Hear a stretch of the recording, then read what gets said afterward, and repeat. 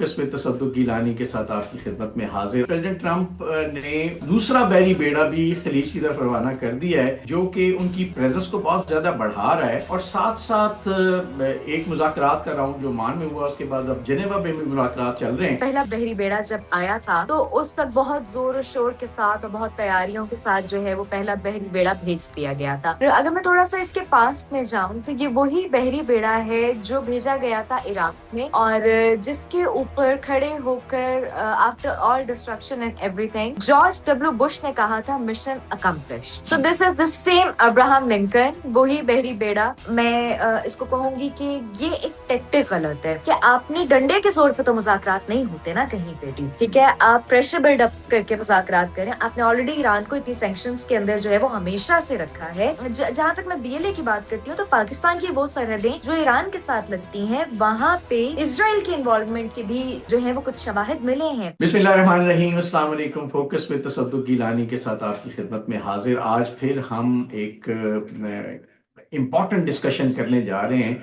जो US Iran Israel situation बनी हुई है इस वक्त मिडल ईस्ट में और जनूबी एशिया में, उस हवाले से कुछ पेशरफ्त हुई है और वो पेशरफ्त बड़ी कंफ्यूजिंग है। तो हमारे साथ मौजूद हैं सिदरा सैदुज़ई, जो लास्ट टाइम भी आपने सुना होगा बड़ा कमाल, बड़ी अच्छी ग्रिप रखती हैं सारे मौजूद पे, जियो पोलिटिकल सिचुएशन पे।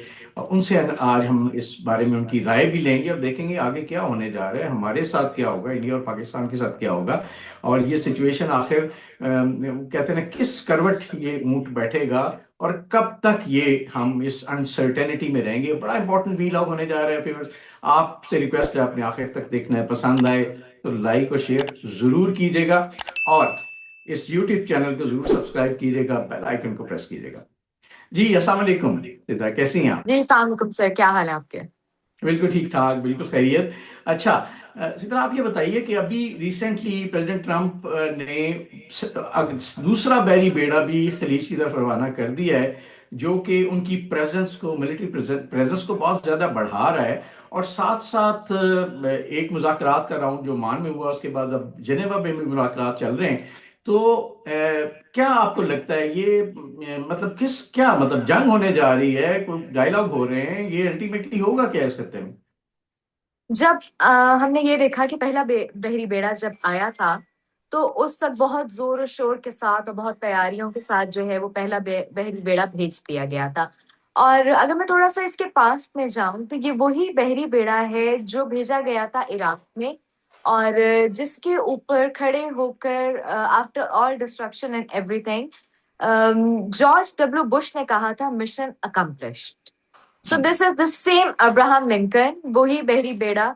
और जब ये ईरान की तरफ रवा दवा था तो मैंने एक स्टेटमेंट दी थी और मैंने कहा था कि इस बहरी बेड़े के ऊपर खड़े होके डोनाल्ड ट्रंप को ये कहने की नौबत नहीं आएगी कि mission accomplish. So it's been, हम देख रहे हैं कि तकरीबन एक महीना होने को आया है, और पहले जो है वो जोर शोर से तैयारियां होती हैं और आप जो है वो अपने सारे जो है वो एयर स्पेसेस को छोड़ के आप एक नया रास्ता अपनाते हैं, आप समंदर के थ्रू जाने की कोशिश करते हैं। लेकिन आप ये देखिए कि उसके बावजूद फिर आप ये कहते हैं कि ईरान जो है वो मुज़ाकरात की टेबल पे आए, मुज़ाकरात जो है वो हर चीज का हल है। आपके पास बहुत सारी जो है वो एमिनेशंस भी बड़ी थी, आपके पास स्ट्रेंथ्स भी बहुत थी, और ईरान के ऊपर तो वैसे ही सैंक्शंस लगाई हुई थी आपने। तो ऐसी क्या चीज थी कि जिसके बाद आपको लगता है कि नहीं, हमने ईरान पे हमला नहीं करना? वो हम्म। चीज है ईरान की इंटरनल स्ट्रेंथ, वो चीज है ईरान का वो जेलस एंड फर्वर बिहेवियर, कि जहां पे वो अपने आप को तैयार करके बैठे हुए हैं कि if the situation is going to be do and die, हम हम्म। तैयार हैं। सो मुज़ाकरात की जो इनिशिएशन है वो भी डोनाल्ड ट्रंप की तरफ से आती है। पहले मुज़ाकरात होते हैं, कोई जिसको हम कहते हैं ना कि कोई फ्रूट नहीं निकल के आता। अब जानेवा में शुरू हुए हैं ओमान, जिसके अंदर जो है वो एक अपना बहुत इम्पोर्टेंट किरदार अदा कर रहा है, और स्विट्जरलैंड के अंदर ये मुज़ाकरात स्टिल जारी हैं। और उस ऑन टॉप ऑफ दैट जहां पे प्रेशर बिल्डिंग की बात आ रही है तो आपने मजीद प्रेशर को बिल्डअप करने के लिए एक और बहरी बेड़ा मंगवा लिया। देखिए, either it's water or it's fire. How can you take both water and fire in your both hands और फिर आप कहें कि नहीं हम ये करना चाहते हैं। आप क्या चाहते हैं? अगर आपने मुज़ाकरात करने हैं तो बी अ गुड बॉय और आप मुज़ाकरात की हद तक रहें। And if you want to fight तो मुझे नहीं लगता कि ईरान किसी भी सिचुएशन में ना पहले पीछे हटा ना अभी पीछे हटेगा। If you want to fight, fight. आप एक आपने टेक्टिक उठा ली कि आप प्रेशर बिल्ड कर रहे हैं और आप जो है वो कह रहे हैं हम मुज़ाकरात भी करेंगे। तो दिस इज समथिंग मैं इसको कहूंगी कि ये एक टैक्टिक गलत है कि आपने डंडे के जोर पे तो मुज़ाकरात नहीं होते ना कहीं पे भी। ठीक है, आप प्रेशर बिल्डअप करके मुज़ाकरात करें। आपने ऑलरेडी ईरान को इतनी सैंक्शंस के अंदर जो है वो हमेशा से रखा है। Iran is a very important country, बड़ा पोटेंशियल ईरान के अंदर रहा है और ईरान ने बड़े सख्त मुश्किलात देखते हुए भी अपनी इंटेग्रिटी को किसी भी तरीके से चैलेंज नहीं होने दिया और ईरान ने किसी तरीके से भी पीछे तो हटने का सवाल ही पैदा नहीं होता when it comes to Iran. तो जब आपने मुज़ाकरात करनी है तो जरा अच्छे बच्चे बन के मुज़ाकरात करें और a very lighter note rather than कि आप जो है वो the stick in your one hand and the cake in your other hand. No, no, no. This is wrong.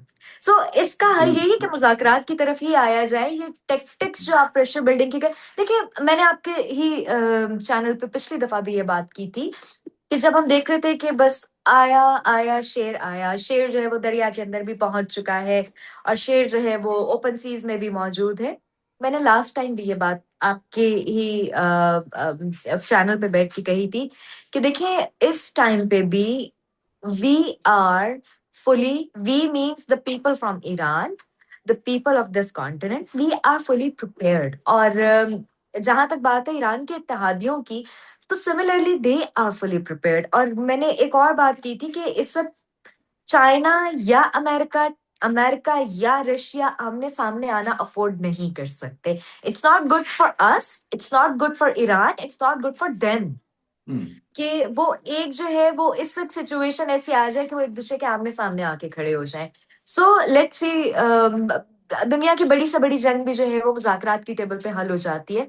तो बेहतर है कि मुज़ाकरात ही की तरफ चीजों को चलता रहने दिया जाए रादर देन कि आप जो है वो the stick in your one hand and on the other hand you are willing to be on the table of dialogue। बिल्कुल बिल्कुल आपने ठीक बिल्कुल बजा कहा। लेकिन वो हमारे यहाँ होता है ना, टॉक टॉक फाइट फाइट, एक खास Yeah। इस तरह की एक टर्म यूज होती है हमारे यहाँ। तो उसमें मुझे लगता है कि मैं पहले भी कह चुका हूँ कि जो प्रेसिडेंट ट्रम्प हैं वो रेडनेक हैं। वो बुली करना उनके मिजाज में शामिल है और अच्छा, प्रेशर एक और चीज उनके मिजाज में मिजाज शामिल में है, जैसे है। आपने देखा होगा कि पिछले हफ्ते उन्होंने कहा हमारे जो नेबरिंग कंट्री है इंडिया के प्रेसिडेंट के प्राइम मिनिस्टर के बारे में कि मैं तुम्हारी सियासत खत्म कर सकता हूँ, मैं जब चाहूँ तुम्हारी सियासत खत्म कर सकता हूँ, लेकिन मैं भी ऐसा चाहता नहीं हूँ। एक बात आप सर इसके अंदर देखिएगा कि whenever, even on a lighter note, even sarcastically, वो जो कहते हैं वन वे और द अदर, टुडे और टुमारो वो वैसा करके रहते हैं। तो ये भी no doubt he is a very unpredictable prime minister, लेकिन जो उनके दिमाग में बैठ गया उन्होंने उसको करके अंजाम दे के ही बैठना होता है। आइसलैंड की बात हुई थी तो उसमें उन्होंने कहा कि यूरोप मुझे डैडी कहता है और डैडी को बर्फ का एक टुकड़ा चाहिए, अगर ना मिला तो डैडी नाराज हो जाएंगे। लेकिन ईरान आइसलैंड नहीं है, ईरान बर्फ का टुकड़ा नहीं है, ईरान जो है वो किसी भी सूरत में आपके हाथ का खिलौना नहीं है। बिल्कुल सही। और उनकी एक देखें ना आप, एक हिस्ट्री है ईरान की, जाहिर है वो आपको देखना पड़ता है कि आप डील किससे कर रहे हैं। यानी एक ही True। लाठी से सबको नहीं हाँका जा सकता। तो प्रेसिडेंट ट्रम्प को यहाँ मेरा ख्याल है अपनी पॉलिसी चेंज करनी पड़ेगी, हमें ये लगता है। अच्छा ये बताइए कि तीन मुतालबात बेसिकली सामने मुझे लगता है आए हैं। एक तो ये है कि जो उनका एटॉमिक प्रोग्राम है ईरान का, उसके बारे में बात की जाए, जिसके बारे में ईरान काफी हद तक ओके है, फाइन। लेकिन उसके साथ उनकी जो रीजन के अंदर ईरान की प्रॉक्सीज हैं उनको डिसॉल्व करना, और साथ साथ जो सबसे इम्पोर्टेंट पॉइंट है वो उनका डिफेंस प्रोग्राम या जो मिसाइल प्रोग्राम है उसको वो बंद करना चाहते हैं, जिस पे ईरान मेरा ख्याल है कभी नहीं मानेगा।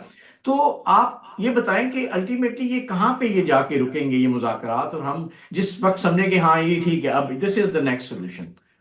देखिए, जब मैं इसको ह्यूमन राइट्स के कॉन्टेक्स्ट में उठा के देखती हूँ, जब मैं इसको इंटरनेशनल लॉ के कॉन्टेक्स्ट में उठा के देखती देखती हूँ, तो डिफेंसिव मेयर पे रहना या डिफेंसिव फुटिंग पे रहना ये हर स्टेट का एक राइट है।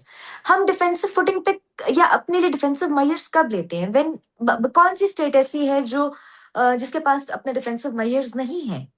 आप मुझे किसी एक स्टेट का नाम बता दीजिए कि जो डिफेंसलेस बैठी हुई है। अब if any state is being defenceless, तो उसको तो कॉन्कर करना किसी के लिए भी मुश्किल नहीं होगा ना। तो हम्म। डिफेंसिव अपने डिफेंस सिस्टम के ऊपर मेरा नहीं ख्याल कि ईरान किसी सूरत में कॉम्प्रोमाइज करेगा, और करना चाहिए भी नहीं। क्योंकि देखिए, अगेन मैं हमारी पिछली दफा जो बात हुई थी कि इस वक्त डोनाल्ड ट्रंप का इंटरेस्ट बिजनेस है और नेतन्याहू का इंटरेस्ट जो है वो ग्रेटर इजराइल है। अगर आप डिफेंस सिस्टम को ही जो है वो डिस्टेबलाइज कर देते हैं, तो ये दोनों पाथवेज, या वो जो कहते हैं ना कि आपके लिए तो दोनों रास्ते खुल गए जो आपके रास्ते की हर्डल थी, तो ये किसी सिचुएशन में ना ईरान ये करेगा, ना ईरान को ये करना चाहिए कि आप अपने डिफेंस सिस्टम के ऊपर जो है वो किसी किस्म का कॉम्प्रोमाइज करें। आपका तो कॉन्सेप्ट ऑफ स्टेट जो है वो वही मलिया मेट होकर रह जाएगा। आपकी तो बिल्कुल बीइंग अ सही। स्टेट जो हैसियत है, जो रिकग्निशन है, what is making you state, apart from your territory, आपकी गवर्नमेंट, आपकी पॉपुलेशन के अलावा आपको अगर स्टेट बनाए रखा है किसी चीज ने, तो वो आपका डिफेंस मैकेनिज्म, डिफेंस सही। सिस्टम है। सो नहीं, उसके ऊपर तो ना झुकेगा ईरान, और ना उसको झुकना चाहिए। बिल्कुल सही आपने फरमाया। और ये वही कैरेट है जो, अगर आपको याद हो तो, मिडिल ईस्टर्न स्टेट्स को भी दी गई कि हम आपकी हिफाजत करेंगे। और अल्टीमेटली फिर देखें आप कतर के साथ क्या हुआ जब इसराइल ने वहां अटैक किया। तो मेरा ख्याल देखिए, है ईरान, बिल्ली पाकिस्तान, इस तरह के बिल्ली को ममालिक दूध की जिन्होंने रखवाली बहुत पे एफर्ट नहीं किए, वो सब बिठाया जा समझते हैं इस सकता। टेक्निक को। बिल्कुल, बिल्कुल। जी। देखिए, बिल्ली अच्छा, को ये दूध मुझे की बताएं। रखवाली पे नहीं बिठा सकते। बिल्कुल सही। अच्छा, ये मुझे बताइएगा कि ये जो, हमें तो अपनी भी फिक्र है ना, हम ज्यादा फिक्र हमारी अपनी है और इस रीजन की है। तो ये अमेरिका तो वहां से आके सात समुंदर पार से ये सारे मामलात कर लेगा।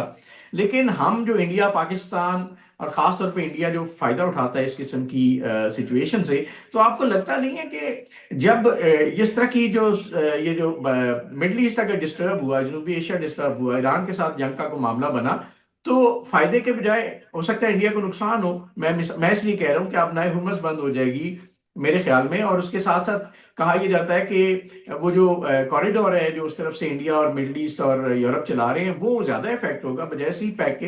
तो किस किस्म की इकोनॉमिक अपॉर्चुनिटीज आप देखती हैं? और साथ इसको अगर हम जो देख लें, जो एक प्रॉक्सी वॉर इंडिया ने छेड़ी हुई है अफगानिस्तान के थ्रू बलूचिस्तान में, जो रिसेंटली बहुत स्पार्क कर गई, तो इसको अगर आप कंबाइन करें तो आप किस तरह से इसको एनालाइज करेंगी? और आगे जाते हुए आपको फ्यूचर क्या नजर आता है इस सारी सिचुएशन का? अच्छा, आपके क्वेश्चन के दो पार्ट्स हैं। One part is related to the economic structure and the economic situation, कि जो खुदा न खास्ता अगर ये जंग छिड़ जाती है तो उस सिचुएशन में। और दूसरा है प्रॉक्सी वॉर के हवाले से। पहले मैं एड्रेस करूंगी प्रॉक्सी वॉर, बीएलए, अफगानिस्तान और इंडिया को। देखिए, राइट। आई एम सॉरी, मैं एक चैनल पे बैठ के एक बात कर रही हूँ कि अफगानिस्तान के हाल इस वक्त ये हैं कि वहां पे आप कह सकते हैं कि दहशतगर्दी बराए फरोख्त, हम्म। ठीक है, या आप हम्म। कह सकते हैं कि किराए के दहशतगर्द दस्तयाब हैं। आप हम्म। आए, आप पैसे दें, आप दहशतगर्द उठाएं और उनको दुनिया में कहीं पे भी ले जाएं। तो अफगानिस्तान इस वक्त जो है वो दहशतगर्दी फरोख्त भी कर रहा है, किराए पे वहां पे दहशतगर्द भी आपको मिल जाएंगे। ये हाल हो चुका है अफगानिस्तान का, ना सिर्फ इस खित्ते में बल्कि इस पूरी दुनिया में। जब आप एक स्पेसिफिक कंट्री को उठा के देखते हैं, राइट। इंडिया का क्या हाल है? इंडिया का हाल ये है कि ना उन्होंने चाइना के साथ बना के रखी, हम्म। बांग्लादेश से उन्होंने अपने सुफरा को वापस बुला लिया, पाकिस्तान से वो जंग हार बैठे। आपके जो है वो ऑस्ट्रेलिया के बीचेस पे वो दहशतगर्दाना हमले करते हैं, आपके नेपाल में वो दहशतगर्दी और रिवोल्ट में मुलविस होते हैं, हम्म। कनाडा के अंदर वो दहशतगर्दी फैला रहे हैं। तो वन वे और द अदर, जहां पे टेररिज्म को एक्सपोर्ट करने की बात आती है, या टेररिज्म को आप जो है कहते हैं कि हम उसको फाइनेंस करने की बात आती है, तो वहां पे इंडिया का जो है वो टेररिज्म का अलंबरदार बन के खड़ा होता है। अब कर किसके थ्रू रहा है? Again come back to the country जहां पे दहशतगर्दी बराए फरोख्त है या हम्म। दहशतगर्द अवेलेबल है किराए के ऊपर। तो ये जो एक नेक्सस है, ये इस वक्त पूरी दुनिया के लिए बहुत ज्यादा अलार्मिंग है। ईरान के, देखिए, ईरान का जो जहां तक मैं बीएलए की बात करती हूँ, तो पाकिस्तान की वो सरहदें जो ईरान के साथ लगती हैं, वहां पे इसराइल के इन्वॉल्वमेंट के भी जो है वो कुछ शवाहिद मिले हैं। It's not hmm. Just India, लेकिन क्योंकि इसराइल का हमारे साथ इस वक्त डायरेक्टली कोई लड़ाई झगड़ा डायरेक्टली नहीं है, लेकिन इंडिया का तो है। तो डीएलए को बहुत टेक्निकली, बहुत टेकफुली यूज किया जा रहा है from both India as well as from Israel. तो ये दोनों कंट्रीज तो इस वक्त आप कह सकते हैं ना कि एक टेररिज्म फैला रहे, दूसरा जो है वो उसके अंदर खुद को पेश कर रहा है। फिर आपने बात की इकोनॉमिक स्ट्रक्चर की। देखिए, जंगें जो होती है ना, वो कुछ मुल्कों के लिए बड़ी अपॉर्चुनिटी भी होती है। ठीक है, कुछ मुल्कों, कहीं पे वो डिस्ट्रक्शन करेंगी और कहीं पे मैस डिस्ट्रक्शन वेपन्स की जय जयकार हो जाएगी, उनका बोलबाला हो जाएगा। और किसी मुल्क के लिए आफ्टर डिस्ट्रक्शन इंफ्रास्ट्रक्चर इन्वेस्टमेंट जो है वो भी एक अपॉर्चुनिटी है।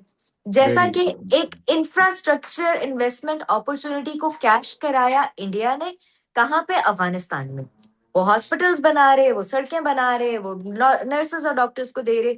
सो जहां पे मैस डिस्ट्रक्शन हो गई, वहां पे अगेन एक investment point of view on your infrastructure, on your schools and everything. तो जहां पे जंग एक डिस्ट्रक्शन है किसी एक खास मुल्क के लिए, वहीं पे बहुत सारे, क्योंकि लोगों ने अपने हथियार भी तो टेस्ट करने हैं ना। ठीक है, लोगों ने अपने जहाजों को भी टेस्ट करना है, मिसाइल्स को भी टेस्ट करना है, वरना तो ये सारा कुछ, why to waste the money. Similarly हाँ। आपने किसी दूसरे मुल्क में जाके अपना असर रसूख बढ़ाना है आपने, क्योंकि वहां पे इन्वेस्टमेंट भी करनी है। अच्छा, तो मुझे एक चीज याद आ गई, आप उसके बाद उसको कंक्लूड करें। मुझे ये याद आ गया कि एक टाइम, अभी रिसेंट टाइम ही है, उसमें कहा जाता है wars are fought in the name of God. अच्छा, गॉड को ना थोड़ा सा मतलब जिस तरह से इंटरप्रेट किया लोगों ने, गॉड तो गॉड है, लेकिन इस तरह किया कि जी फॉर गन्स यानी weapon, O for oil and D for drugs. तो दुनिया में ड्रग्स। जितनी जंगें इस वक्त हो रही हैं वो इस कश्मकश में हो रही हैं, क्योंकि सबसे ज्यादा पैसा, सबसे ज्यादा जो इकोनॉमी इन्वॉल्व है, जितना बड़ा बिजनेस है ये, वो पूरी दुनिया में दे डोंट केयर कि कहाँ जंग होती है, कहाँ लोग मरते हैं। तो यू विल ऐसा ही एब्सोल्युटली, मैं जस्ट, मुझे मेरे जहन में आया, मैंने कहा आपसे ये जरूर जिक्र सही है, करूं। ऐसा ही है ना, the king has died, long live the king. तो राइट। यहाँ पे भी एक वही सिचुएशन है कि बहुत सारे ममालिक ने अपने हथियार टेस्ट करने हैं, बहुत सारे ममालिक ने अपने पैसों को दूसरे मुल्क में लगा के उनके साथ जो है वो अपने सफारती ताल्लुकात बेहतर बनाने हैं। इसका नुकसान पाकिस्तान को नहीं है, लेकिन हाँ, इसका नुकसान इंडिया को जरूर है। और ह्यूमैनिटेरियन बेसिस पे अगर देखा जाए, तो मैं ह्यूमैनिटेरियन बेसिस पे हमेशा ये चाहूंगी कि किसी एक जान का भी नुकसान ना हो, डिस्पाइट कि उनका क्या रिलीजन है, डिस्पाइट कि उनकी क्या प्रैक्टिसेस हैं, क्योंकि इंसानियत सबसे बड़ा मजहब है। चाहे वो हिंदू है, मुसलमान है, सिख है, ईसाई है, वो कोई भी हैं। तो जब मैं इंसानियत के मजहब की बात करती हूँ, तो I really don't want and I pray कि कहीं पे भी इस किस्म की सिचुएशन और हर जगह पे अमन रहे। लेकिन war is always an opportunity for almost every country. Right, right, absolutely true. और वही बात है कि ये वॉर इकोनॉमी है जो अनफॉर्चुनेटली दुनिया पे कभी भी ख़त्म नहीं हुई। किसी के वसाइल देखा जाए, उस पर कब्जे के लिए बड़ी ताकतें हमेशा छोटों को इस मामले में ज़ाहिर डोंट केयर, क्योंकि उनका जानी नुकसान होता है या क्या होता है। तो ये मामलात उसी तरह चल रहे हैं, और अभी भी एक जो माइंड सेट ह्यूमन का है वो ह्यूमैनिटी की तरफ जाने के बजाय मेरा ख्याल है पावर की तरफ कैप्चर। जाता है। It is very unfortunate. अच्छा, मुझे कंक्लूडिंग रिमार्क दें कि आगे मुस्तकबिल आपको क्या नजर आता है, बड़ा शॉर्ट टर्म में या मीडियम टर्म में, कब तक ये अनसर्टेनिटी आपके ख्याल में रहेगी और उसके बाद पिक्चर थोड़ी क्लियर होना शुरू हो जाएगी? देखिए, इट्स बीन अ मंथ, हम एक महीने से तो ये देख रहे हैं कि लड़ाई शुरू होते होते होते फिर अचानक मुज़ाकरात पे बात आ जाती है, फिर मुज़ाकरात का दूसरा राउंड शुरू हो जाता है, और उस दूसरे राउंड के शुरू होते साथ दूसरा बहरी बेड़ा भी आ जाता है। तो मुझे लगता है कि अगर पहली दो शर्तें ईरान जो है उस पर सरेंडर कर रहा है, तो तीसरी शर्त जो है वो अमेरिका को मान लेनी चाहिए, क्योंकि कुछ लो और कुछ दो वाली सिचुएशन पे ही एक मामला आगे चल सकता है। और अगर इस सिचुएशन पर नहीं आना होता, ठीक है, अगर इस सिचुएशन पे, अगेन आई रिपीट, नहीं आना होता, तो फिर डोनाल्ड ट्रंप अभी तक हमला कर चुके होते। बट डोनाल्ड ट्रंप भी इस वक्त उस सिचुएशन में नहीं है कि वो चाइना के और रशिया के एक बहुत बड़े एलाई के साथ हमला कर लें और ये तमाम लोग आपस में एक दूसरे के आमने सामने आ जाए। बिल्कुल सही फरमाया आपने, बिल्कुल सही फरमाया। और चूंकि हमारा वक्त मुख्तसर होता है, हम चाहते हैं हमारी ऑडियंस बोर ना हो, लेकिन बहुत इंपॉर्टेंट डिस्कशन, बहुत इंपॉर्टेंट पॉइंट्स आपने हाईलाइट किए। और वही बात है कि जिस चीज़ को दुनिया भूल चुकी है, ताकतवर हमेशा भूल जाता है, वो है इंसानियत और इंसानी जान की कीमत। इस दुआ के साथ कि अल्लाह ताला हम सबको अपने हिफ्ज़ व अमान में रखे, और आपको हम नई नई इंफॉर्मेशन इस अपडेट ज़रूर करते रहेंगे। उसके लिए ज़रूरी है कि आप इस चैनल को प्लीज़ ज़रूर सब्सक्राइब कीजिए और बेल आइकन को प्रेस करें ताकि आपको इंफॉर्मेशन मिले और क्रेडिबल इंफॉर्मेशन मिले। आपका बहुत बहुत शुक्रिया।